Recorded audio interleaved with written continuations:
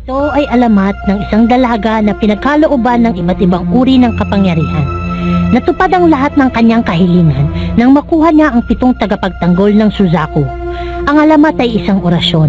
Ang sinumang makatapos sa pagbabasa nito ay mabibiyayaan katulad ng babae sa alamat. Sa sandaling ang unang pahina ay mabuksan, magsisimula ang alamat at mabibigyan buhay ang bawat tauhan.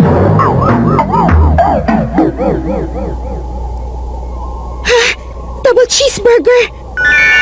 Chocolate, vanilla with raisin at strawberry flavored ice cream! Special katsudon galing sa Omura! Lahat ng paborito ko nandito! Halika kayo! Lumapit kayo sa akin! Lapit na!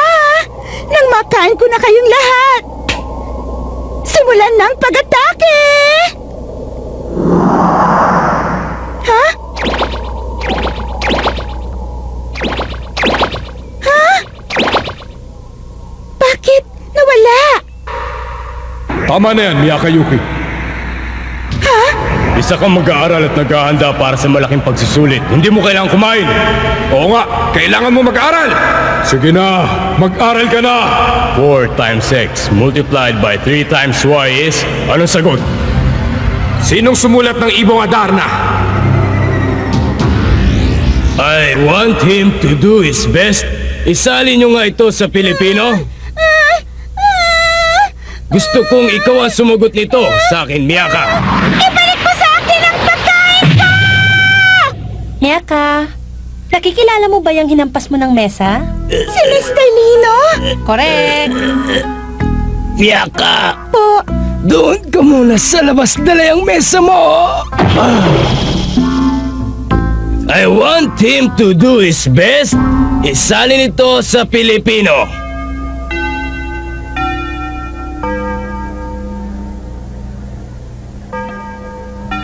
ay, nakakangawit. Miyaka, aalis na kami. Sama ako. Naman, Miyaka, malapit na ang finals at tutulog ka pa rin sa klase. Pag ganyan ka na ganyan, walang tatanggap sa'yo sa college. Hindi na ako matutulog pag college na ako. Teka, saan mo ba gusto mag-college? Eh di sa UP. Ano? Ibig mo sabihin sa pamantasan ng Pilipinas, saan pa ba dapat? Sigurado ka bang kaya ng utak mo doon? Eh ba't ako lang ang tinatanong nyo? Bakit hindi nyo rin tanungin si Julie? Kasi ako matalino, ikaw palaging pinapagalitan ni Mr. Lino. Sigurado ka bang kaibigan kita, Julie? Oo naman, binibiro lang kita eh. Mabuti pa, samahan mo na lang ako. Saan tayo pupunta? Sa National Library. Talaga? Alam mo, ikaw lang ang kilala kong pumupunta doon. Kaya walang duda na ikaw ang pinakamatalino sa buong eskwelahan natin.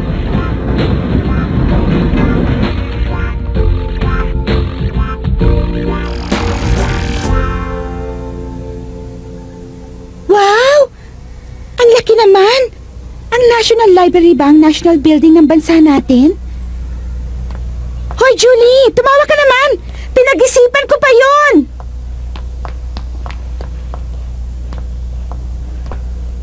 Isasali ko lang itong libro sandali. O, sige lang! Ano ba to? Ninenervyos ako kapag pumapasok sa building na may pangalang national. Kaya mo yan! Tatagan mo ang loob mo! Ha? Nagtitinta din pala sila ng mga inumin dito. Ang ingay ko, dapat sa isip ko lang. Baka isipin nila ngayon lang ako nakakita ng vending machine. Alin kaya dito ang pipiliin ko? Ha?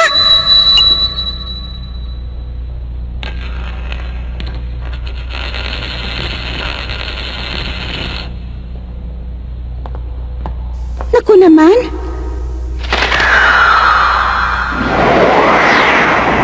Ha?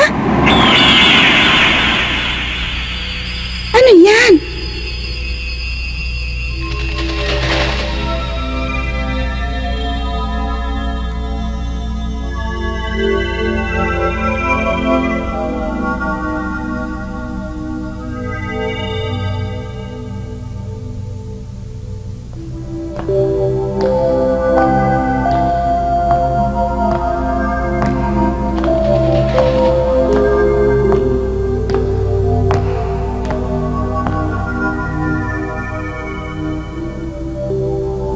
Silid ng mahahalagang literatura. Ha?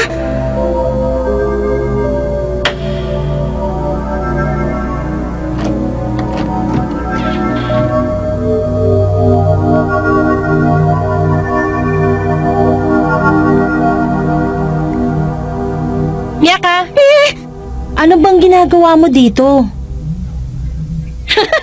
Ibon? Oo, narinig ko yung pakpak. Yung paggalaw ng pakpak. Walang ibon na ganun kalaki makakapasok sa kwartong to. Ha? Ang aklat ng 4 na tagapangalaga ng langit at lupa. Ano to? Baka yun yung alamat ng China nung sinuunang panahon. Alamat ng China nung unang panahon? Hindi nagtagal, ang dalaga sa alamat ay nagbukas ng daan upang makarating sa ibang daigdig. Bilib na ako sa'yo, nakakabasa ka pala ng Chinese characters. Ha? Ito yun! Ito yung ibon na nakita ko! Ito ay alamat ng isang dalaga na pinagkalooban ng iba't ibang uri ng kapangyarihan. Natupad ang lahat ng kanyang kahilingan nang makuha niya ang 7 tagapagtanggol ng Suzaku. Ang alamat ay isang orasyon at ang sinumang makatapos sa pagbabasa ng aklat ay mabibiyayaan katulad ng babae sa alamat. Sa sandaling ang unang pahina ay mabuksan, magsisimula ang alamat at mabibigyang buhay ang bawat tauhan. Anong ibig sabihin nun? Malay ko sa'yo, ikaw ang nagbabasa dyan eh.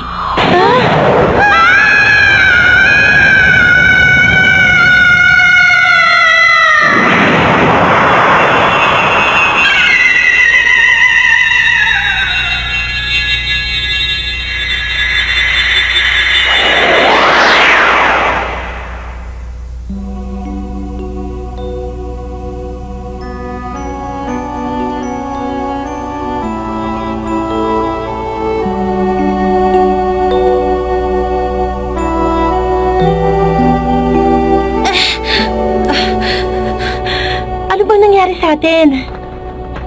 Julie, okay ka lang ba? Ha?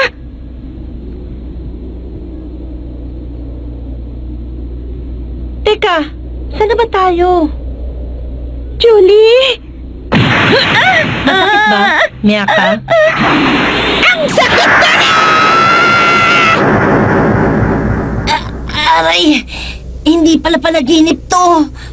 Panaginip man o hindi, wala silang double cheeseburger o kaya ice cream na may resin at nuts sa ibabaw. Hindi nga natin alam kung nasan tayo tapos yan mo pang inaalala mo? Hindi! Wala ring special katsu doon galing sa Umura! Anong gagawin natin, Julie? Ha? Julie? Miyaka! Kakaibang itsura ng mga babaeng ito. Maaari natin sila ipagpalit sa mataas na halaga. Kayo, Mama. Kayo yung dance troupe na mula sa China. Hangal! Nangangalakal kami ng mga babae! Swerte namin at nandito kayo!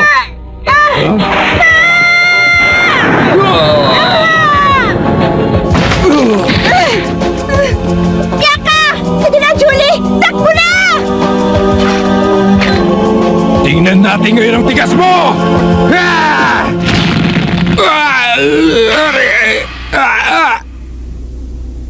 Tama na. Ikaw na naman!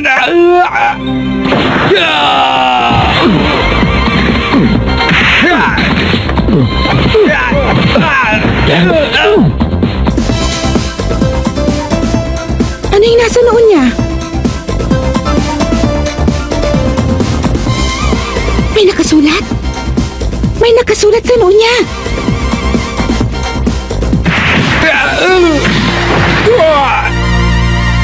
Aray ko! Ang braso ko na bali yata! Kuya! Tara, umalis na tayo dito!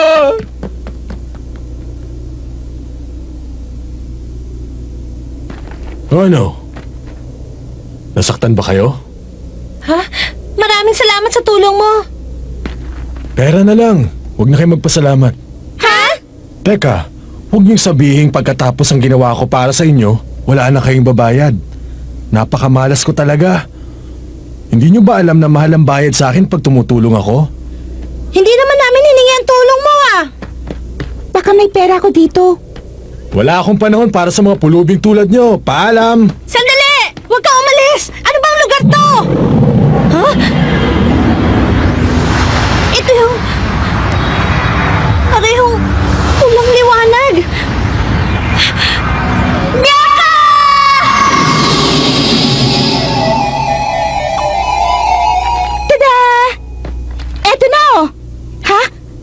Julie? Hello? Nasaan na kayo? Julie?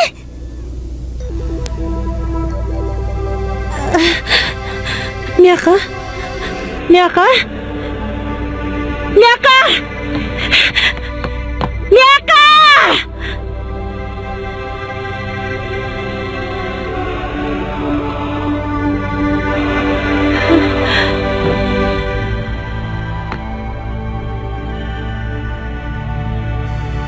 Nang tangkain ng dalaga na iligtas ang kanyang kaibigan sa kamay ng mga nangangalakal na babae, isang binata na may marka ng halimaw sa kanyang noo ang dumating at tumulong sa kanila.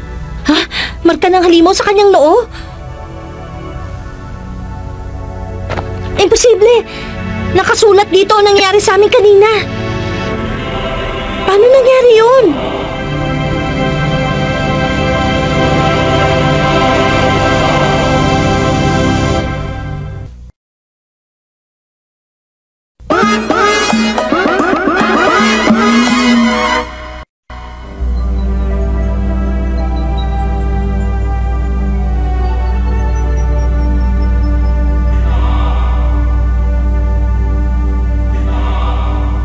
Sakay ng isang karitelang papunta sa syudad, ipinasya ng dalaga na hanapin ang kaibigan at ang binatang tumulong sa kanila.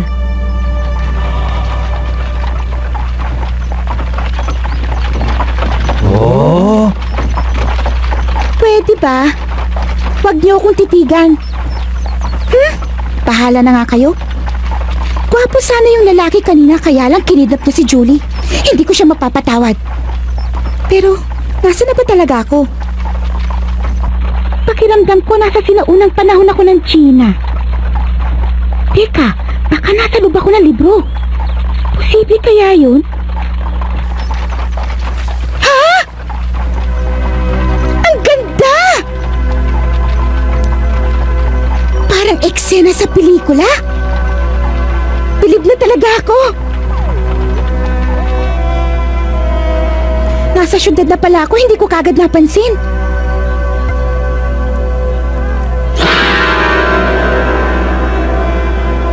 Ha?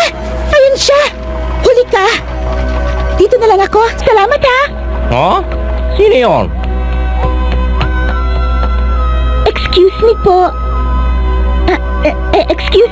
Excuse me. Makikiraan ho. Ha? Circus! Ang galing!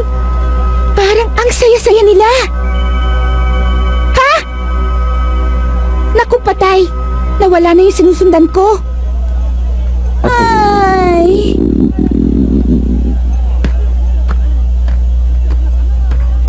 Gutom na ako! Ah!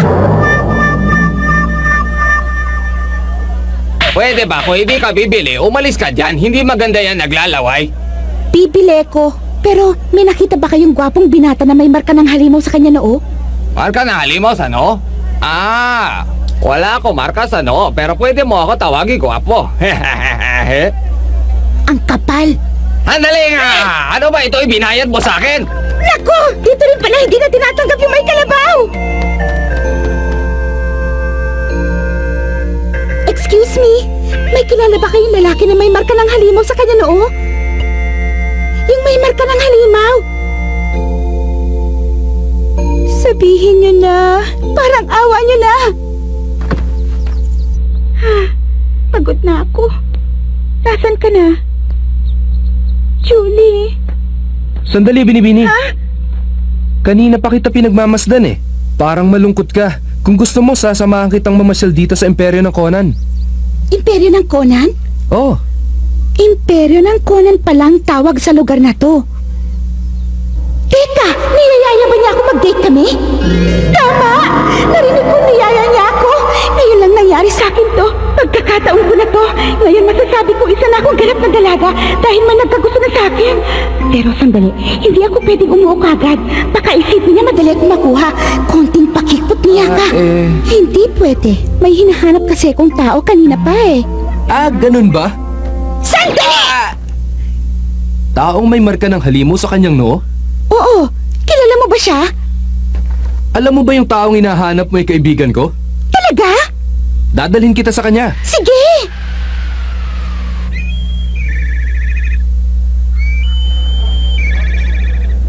Alam mo na ba? Ang ano? May isang babaeng banyaga na kakaiba raw itsura. Gumagala ngayon dito sa atin, pero di ko ba nakikita? Ah, narinig ko na yun. Yan yung naghahanap sa lalaki may marka ng halimaw sa noo. Ang sabi nila, bumili raw ng pagkain tapos nagbayad ng perang banyaga at saka tumakbo. Isang babae na mula pa sa ibang bansa at nag-iisa pa? Mawalang galang nga po, pwede bang magtanong? Ano kailangan mo? Narinig ko na pinag-uusapan nyo tungkol sa kakaibang babae. Dalawa ba sila? Wala akong narinig na dalawa sila. Ang alam ko, isa lang yung babaeng sinasabi nila. Isa? Hindi yun yung mga babaeng nakilala ko. Excuse me? Nasaan na ba talaga yung kaibigan mo? Nandito. Aba, Ha? mukhang may dinala ka na namang regalo para sa amin ah. Kasuotan pa lang yan. Maibebenta na natin ng mahal. Sabi nila, iba raw talaga ang panlasa ng mga babaeng banyaga. Loko mo ko. Kasalanan mo yan. Bakit ka sumunod sa kanya? Basta! Matapang, ha?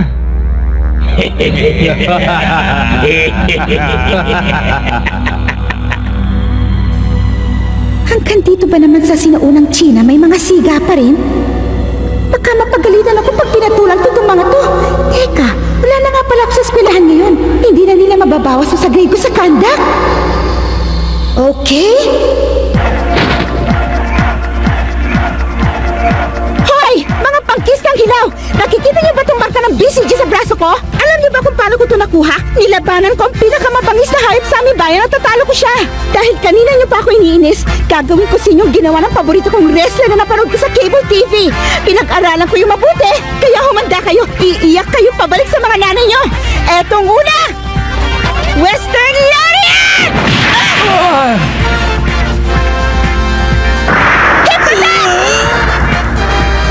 Ano bang klaseng babae yan? Ngayon lang ako nakakita ng ganyan.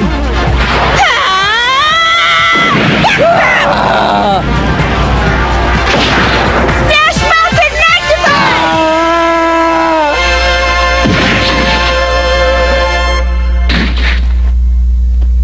Natalo ko sila. Pwede ko nang ka-tag team si Undertaker sa wrestling.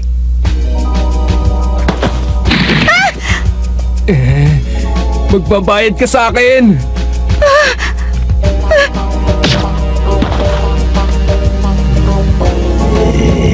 Wag! Saklolo! Tulungan niyo ako! Wag! Aray! Sino ka ba? Apat kayong lalaki. Laban sa isang babae. Mali. Dahil hindi patas ang laban.